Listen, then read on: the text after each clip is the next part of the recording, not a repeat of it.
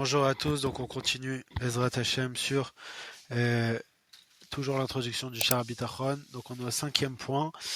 Pourquoi celui qui a le Bitachon, il est préférable au Baal Hakemia. Donc on avait expliqué que c'était l'alchimiste qui pouvait transformer le matériel en or.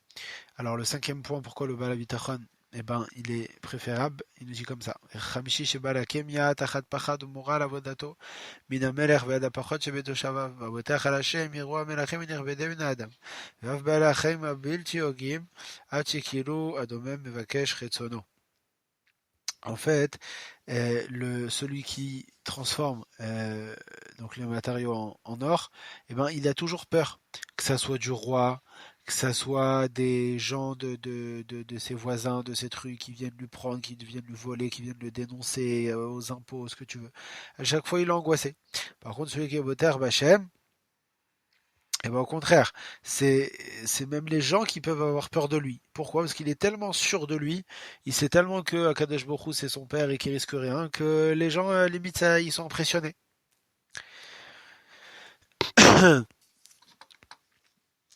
Ok. Kimamar Chassid, Yoshev Esed Alion, Betzel Shaddai Itlonan. Comme il nous dit le verset dans Taïlim, Rachid explique, Mishu Chose Vaseter Kanfe Ashchina ou Itlonen Betzlo Shagadesh Bokhu Magen Alav Sham. Ah, effet. C'est-à-dire que celui qui se cache dans les ailes de la Shrina, alors il dort dans l'ombre d'Akadosh Baruch Hu et Hachem il le protège. Hatsof Amizmor, et jusqu'à et là-bas donc dans le même Télim, c'est le Télim 91, et ça parle que de ça, de celui qui se met en dessous entre guillemets les ailes d'Hachem, les ailes de la Shrina, et ben il est complètement serein. ואמר בשש צרות יצילך ובשבע לא ייגע בך רע, ברב פניך ממוות.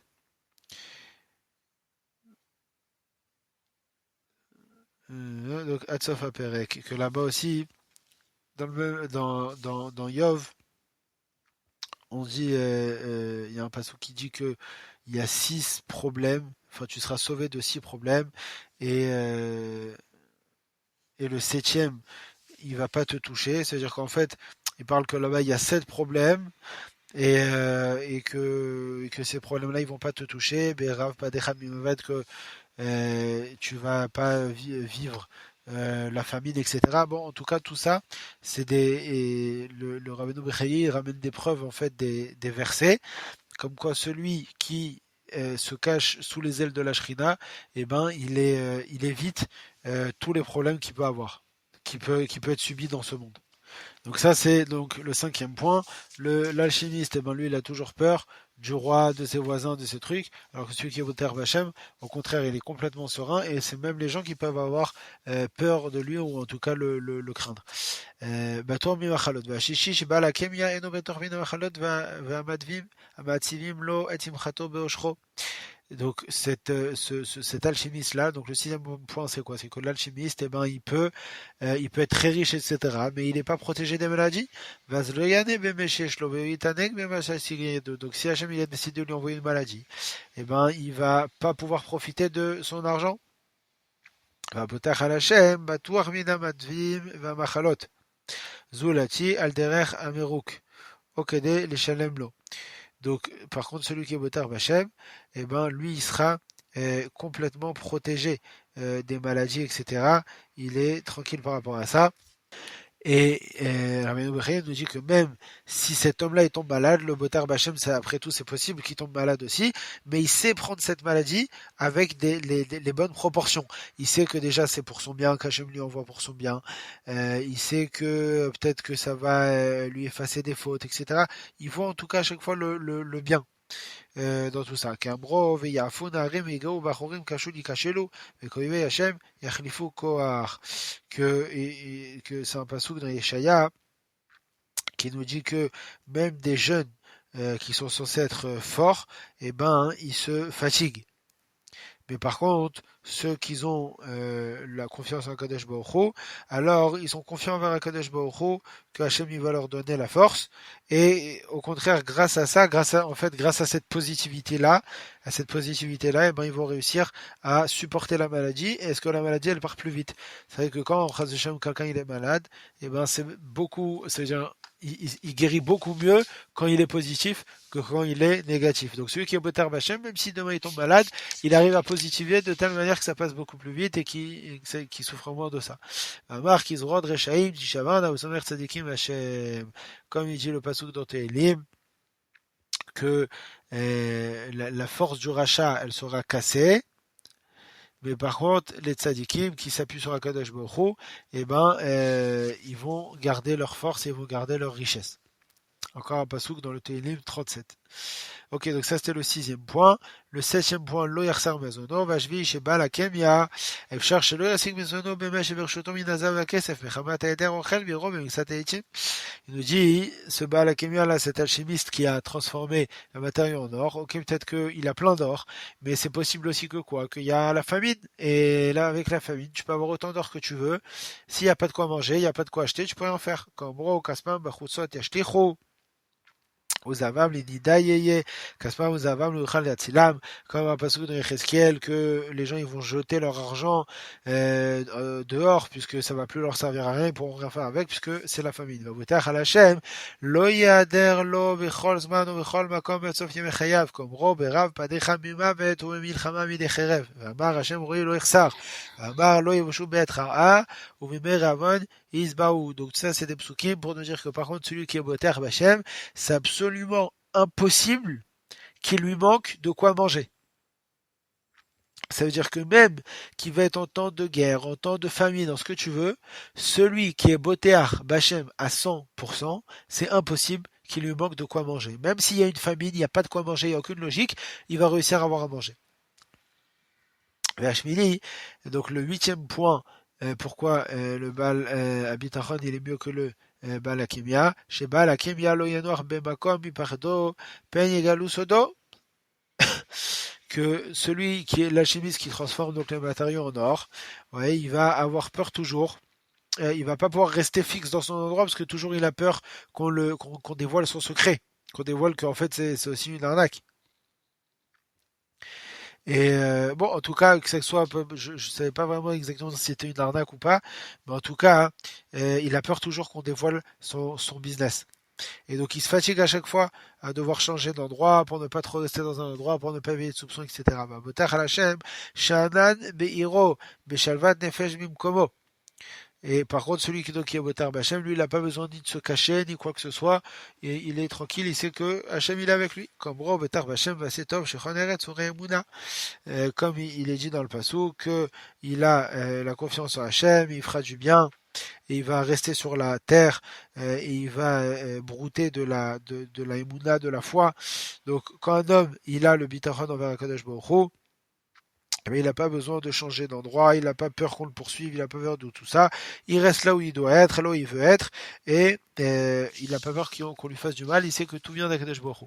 Amar Sadikim Yirshu Aretz Vishkinu Lad Alea, comme il est dit aussi en autre passou que les tzadikim ils vont hériter de la terre et ils vont rester dessus. Donc ils n'auront pas besoin de faire différents voyages et de se prendre la tête avec le bouger tout le temps. Le neuvième point, pourquoi donc le Baal Boter Bachem pardon, il est mieux que le Baal Hakemia? Ouais, celui qui transforme l'or, et ben le matériau en or, il va pas, son métier là, il va pas l'amener, il va pas ramener son métier dans le monde futur. ולא ישיג ממנו בעולם הזה, כי אם מזונו והביטחון מן העניות והזקיקות מן האדם. Et tout ce qu'il va gagner, c'est quoi? C'est dans ce monde-là, et ben il aura, on va dire, de l'argent, il aura toujours de quoi manger. Dans ce monde-là, il aura pas de problème, ouais. Donc ça va lui marcher dans ce monde-là, et même dans ce monde-là, ça marche pas forcément parce que si demain il a un problème de santé, etc., et ben ça va pas, son argent il va pas forcément l'aider. Par contre, va boter à l'Hachem, yelavou gmul bitrono, baolam hazeh, ve laolam abba. Par contre, celui qui est boter bachem, et ben son salaire là, son salaire d'avoir la confiance en Kadesh Bokhu, ça va tout le temps l'accompagner, que ça soit dans ce monde ou que ça soit dans le monde futur. C'est-à-dire que non seulement dans ce monde-là, il va mériter tout le mieux, mais en plus de ça, dans le monde futur, c'est comme c'est aussi une grande mitzvah, donc il va hériter un grand salaire. Comme il est dit dans le Passouk, que celui qui est Botar Bachem, alors les bienfaits l'entourent. Il l'entoure tout le temps. Et il nous dit le Rav בפסוק זה מודגש שבאמצעות הביטחון נמשכת הישועה מלמעלה באופן של חסד, גם אם האדם לא ראוי לה על פי דין. Donc quelque chose d'énorme, il nous dit dans ce passouk-là, on voit que c'est quoi chesed et sovevenu, c'est que même si l'homme en soi, il n'a pas forcément le mérite, il n'est pas forcément méritant qu'Hachem lui envoie du bien dans ce monde-là, et ben Hachem lui envoie par chesed, par bonté. C'est-à-dire il n'envoie pas par djinn, parce que djinn c'est par le jugement, parce qu'il mérite, par la rigueur. Non, c'est quelqu'un qui est boter b'Hachem, alors il attire sur lui le chesed, et le chesed c'est quoi? C'est qu'Hachem il va t'envoyer gratuitement même si tu mérites pas. Ok, מפורש בחסידות על פסוק זה, החסד הנמשך לעניין הביטחון הוא חסד בלי גבול באופן של סובב ומקיף. Et dans Chassidut, on explique qu'en plus de ça, eh ben ce chesed là qui est attiré, c'est un chesed qui est sans limite. ואמר מה רב טובך אשר צפנת ליראיך פעלת לחוסים בך נגד בני אדם que ליראי השם צפון שכר גדול בעולם הבא. Ce pasuk qui vient de nous dire que pour ceux qui craignent Akadosh Baruch Hu, il y a un grand salaire qui les attend dans le monde futur. Et grâce au bitachon, ils reçoivent aussi dans ce monde et aussi dans le monde futur. Alors, il a ramené aussi le Ravara d'une lettre du Tzemar Tzedek qui explique en fait qu'Alpi Chassidut, eh ben, ce chesed là qui descend, c'est une lumière très très puissante et en fait juste le simple fait en fait d'avoir le bitachon, ça vient annuler des accusations qu'on aurait pu avoir contre nous, qui auraient pu empêcher une certaine abondance. Et ben juste le fait d'avoir le bitachon, ça vient enlever ces accusations. Et, et pour finir, il nous dit donc בעל הביטחון שבחינת אמין וחסדם וטובתם הוא גם כן בחינת גלוי והתפשטות נגד בני אדם ולא בחינת צמצום והסתר כלל. Donc en gros, celui qui a le bitachon, eh ben il reçoit une lumière infinie et il reçoit un chesed infini même s'il ne mérite pas. Donc ça c'était le 9e point. Et le 10e point, pourquoi celui qui a le bitachon il est préférable à celui qui peut transformer le matériau en or. Il nous dit comme ça, Vasiri Shebala Kemia Enid Parsem Inyano Bemasav Yesibat Kilyono Vavadno Ki Bemeshu Mitasek Bo Vetoreach Alav Sirat Anagat Haolam. Et là, il nous dit, le Baal Kemia, si les gens ils commencent à savoir ce qu'il fait pour gagner sa vie, et qu'il arrive à avoir autant d'or et autant d'argent en faisant un petit peu des magouilles de manière aussi simple, alors ça peut créer des révolutions. Pourquoi? Parce que la plupart des gens ils travaillent très dur pour avoir leur argent. Et quand ils voient quelqu'un qui gagne de manière très facile de l'argent, et ben ça peut les énerver, ils peuvent être jaloux et ça peut créer des guerres. והמנהל את הכל, ישליט עליו מי שיהרגהו אם לא יצליח להסתיר סודו. Et il nous dit que celui qui gère tout, alors il va essayer, donc là apparemment on parle d'un roi, il nous dit Yeshlit al Mishargeu, et le Lassir Sodo. Et ben en tout cas il risque de faire des problèmes à cette personne s'il n'a pas réussi à cacher son secret. Par contre, Hashem, il dit personne bitrono.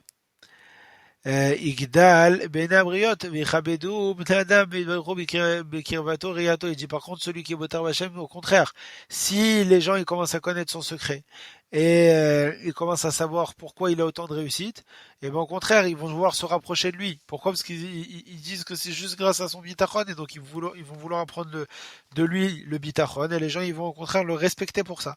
Veillez sivat aslachat yirov silo kavgaim me'al anshim komo. Et cette attirance-là qu'ils vont avoir vers cette personne, du coup, ils vont apprendre de lui le bitachon, et il va être la raison de la réussite de toute sa ville. Comme Rov et Tzadik Yesod Olam, qui est parachat Lot, Betzoar.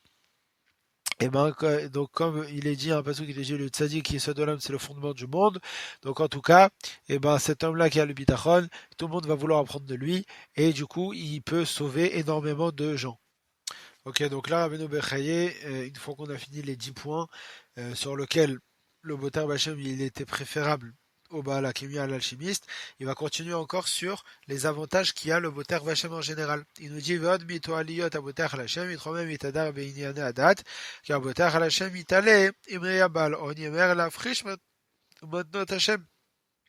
Il nous dit aussi au niveau de sa religion, au niveau donc de la pratique de la Torah et des mitzvot, et ben celui qui a le bitachon bachem, il va avoir un avantage. Pourquoi? Parce que s'il a beaucoup d'argent, il va pouvoir donner la tzedaka, il va pouvoir donner son maaser comme il faut. Usroyot bnei adam meono benefesh nejiva uvetuvlev. Et donc il va pouvoir faire mériter les gens et donc de son argent et avec en étant généreux et de bon cœur. Et, euh, et par contre, celui qui a pas le bitachon, et ben pour lui, ça va être très très dur de pas de donner son argent. C'est-à-dire il sait qu'il doit donner par exemple le maaser, la tzedaka, etc. Mais bon, il a l'impression qu'on lui prend une cote à chaque fois qu'il fait un don. Pourquoi? Parce qu'il pense que son argent il vient de lui. Par contre, donc Vim lo Yelohan, et même s'il n'a pas d'argent, ce monsieur-là, Yere ha'eder ha'on, tova lo me'at Hashem, shu niftach min ha'matanot ha'mutalot alav bol Hashem elivnei adam.